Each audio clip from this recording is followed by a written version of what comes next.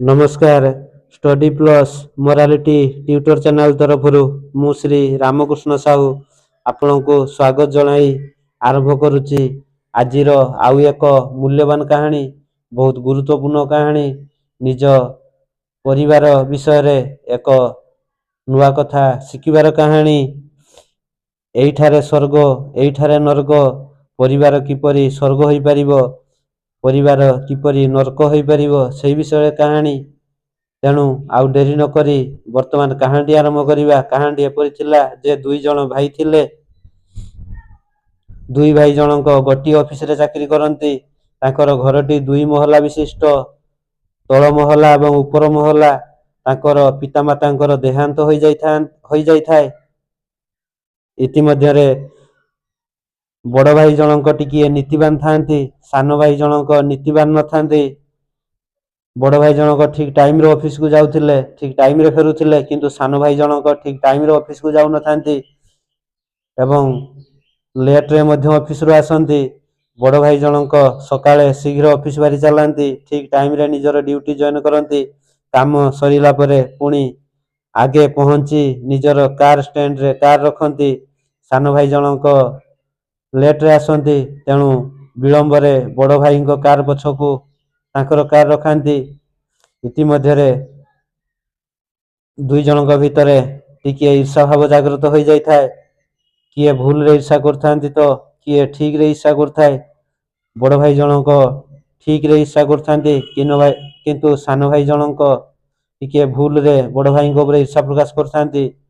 केतेबेले सान भाई रो पिला माने छात उपरे धूमधाम करी खेलुथिले तो केतेबेले बड़ भाई रो पिला माने मध्य छात उपर को जाई खेलुथिले। सान भाई रो पिला माने छात तळ को आसी खेलंती। बड़ भाई रो पिला माने मध्य तांको सहित खेलंती। बेले बेले बड़ भाई सुईथिबा समय रे पिला माने एते जोर रे धूमधाम करंती जे से विरक्त भाव प्रकाश करंती। सेही समय रे सान भाई तांकर मन को चिंताधारा आसे जे बड़ भाई मोर पिला को गाली देला, ये एमिति कहिला सेमिति कहिला। तेणु ता मन रे टिके ईर्षा भाव आसे। जेउ दिन बड़ भाई शीघ्र ऑफिस जाती, से उठी पड़ी देखती तो तांको कार काढ़िया पई टिके असुविधा हुए। सेतेबेले तांको सान भाई को गाली दियंती, सबले डेर रे आसीबू, कारटी पछर रखिबू, मु सकाळू शीघ्र जीवा पई बाहरिले कारटी ठीक समय रे काढ़ी हेबो नाही। एई भଳି विरक्ति भाव प्रकाश करती। किंतु सान भाई जनक किछि कहती नहीं, किंतु मन रे टिके ईर्षा भाव थाए। एमिति तांको दुई जनक भितरे संपर्क टिके ईर्षा आड़ को चली गला। घरटी आउ गोटिए भलिया जना पड़ला नहीं, दुईटी घर बोली जना पड़िला। जो लोक आसिले तांकर आबभावरू जानी पारुथांती जे एहा तांकर गोटिए घर आउ नुहे, एहा दुईटी घर। एमिति किछि दिन चली गला। तापरे दोले पिला माने चांदा मागिया पई आसी थांती। तळ महला रे छिड़ा होई चांदा मागुथांती। बड़ भाई जनक पैसा देले एवं से पिला माने जतेबेले सीढ़ी माध्यम रे ऊपर महला को जांती, सेति बेले बड़ भाई कहथांती, ए सठारु उली आस, ए घरटा होचे हमर गुटे घर, मु पैसा देली परा, सेठी आउ काई पैसा नबो। या परे से चांदा आदाय करुथुवा पिला माने सेठारु चाली गले। तापरे सान भाई जनक ऊपर महला रे ठिया होइथांती एवं से लक्ष्य कले, मु मो बड़ भाई को विषय एत सब कथा भाबुची, सबले मो मन रे ईर्षा भाव आसुची। पिला माने डिया डुई करिवारु बड़ भाई गाली दउथिले, मु ईर्षा प्रकाश करथुली। किंतु जतेबेले लोक माने चांदा मागिया पई आसिले, भाई तांकु एका पैसा देले एवं कहिले एटा होची गोटिए घर। सेही कथाटी तांको मन को बारंबार स्ट्राइक कला एवं सेही दिन ठारू से तांकर पिला माननकु शिक्षा देले जे बड़ माने सुईथिबा समय रे तांकु कदापि डिस्टर्ब करिवो नाही, धूमधाम करिवो नाही। कारण गुरुजन लोकंकु शांति रे सोइबा को देबो।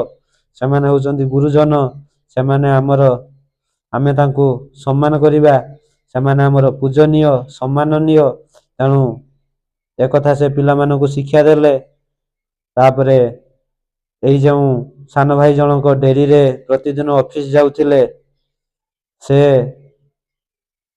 धारा तांकर आउ रहिला नाही। से मध्य शीघ्र ऑफिस बाहरिले। ଯେତେବେଳେ ବଡ଼ ଭାଇ ଯାଆନ୍ତି ସେତିକିବେଳେ ସାନ ଭାଇ ମଧ୍ୟ ଅଫିସ ଯାଆନ୍ତି। ଯେତେବେଳେ ବଡ଼ ଭାଇ ଅଫିସରୁ ଫେରନ୍ତି ସେତେବେଳେ ସାନ ଭାଇ ଜଣକ ମଧ୍ୟ ଅଫିସରୁ ଫେରନ୍ତି। ପୁଣି ଏହିପରି ଚାଲିଥାଏ। ଏହିପରି ଭାବରେ ତାଙ୍କର ପରିବାର ପୁଣି ହସ ଖୁସିରେ ଭରି ଉଠିଲା। ଅର୍ଥାତ୍ ଗୋଟିଏ ପରିବାର ଭଳିଆ ଜଣାପଡ଼ିଲା। ଭିନ୍ନେ ହୋଇଯାଇଥିଲେ ସତ, କିନ୍ତୁ ତାଙ୍କର ପରିବାର ଗୋଟିଏ ଜଣାପଡ଼ୁଥିଲା। ପୁଣି ହସ ଖୁସିରେ ଭରି ଯାଇଥିଲା। ସାନ ଭାଇ ବଡ଼ ଭାଇ ସହିତ ଭୋଜନ କରୁଥିଲା, ବଡ଼ ଭାଇ ସାନ ଭାଇ ସହିତ ଭୋଜନ କରୁଥିଲା। ଯେତେବେଳେ ବଡ଼ ଭାଇର କୌଣସି ଭଲ ମନ୍ଦ ହୁଏ ସାନ ଭାଇ ତାଙ୍କର ପିଲାମାନେ ତାଙ୍କର ସ୍ତ୍ରୀ ଆସି ଏଠାରେ ଭୋଜନ କରନ୍ତି। ସାନ ଭାଇର ଯେତେବେଳେ ଭଲ ମନ୍ଦ ହୁଏ ବଡ଼ ଭାଇ ତାଙ୍କର ସ୍ତ୍ରୀ ତାଙ୍କର ପିଲାମାନେ ମଧ୍ୟ ଯାଇ ଭୋଜନ କରନ୍ତି। ଏହିପରି ଭାବରେ ସୁନ୍ଦର ଭାବରେ ତାଙ୍କର ପରିବାର ଗଢ଼ି ଉଠିଲା। ତେଣୁ କଥାରେ ଗପଟି ଏତିକିରେ ଶେଷ ହେଲା। ତେଣୁ କଥାରେ ଅଛି ଏଇଠି ସ୍ୱର୍ଗ ଏଇଠି ନରକ। ଆମେ ଘର ଯେତେ ଭଲ କରି ଯେତେ ଡିଜାଇନ କରି ଯଦି ନିଜ ଭିତରେ ଈର୍ଷା ଭାବ ଜାଗ୍ରତ ହେବ, ବିରକ୍ତି ଭାବ ଜାତ ହେବ, ମନମାଳିନ୍ୟ ଦେଖାଦେବ, ସବୁବେଳେ କଳିକଜିଆ ହେବ, ତାହେଲେ ସେ ଘରର ସୌନ୍ଦର୍ଯ୍ୟ ଆଉ ରହିବ ନାହିଁ, ତାର ସୌନ୍ଦର୍ଯ୍ୟ ନଷ୍ଟ ହୋଇଯିବ। ତେଣୁ ଆମ ମନରୂପକ ଘରକୁ ଯଦି ସବୁବେଳେ ସୌନ୍ଦର୍ଯ୍ୟରେ ଭରି ରଖିବା ତାହେଲେ ଆମ ଘରଟି ଆମ ପାଇଁ ବହୁତ ସୁନ୍ଦର ଦେଖାଯିବ। ଏଥିରେ ତିଳେ ମାତ୍ର ସନ୍ଦେହ ନାହିଁ। ରହୁଛି। ଜୟ ବଜରଙ୍ଗବାଲି।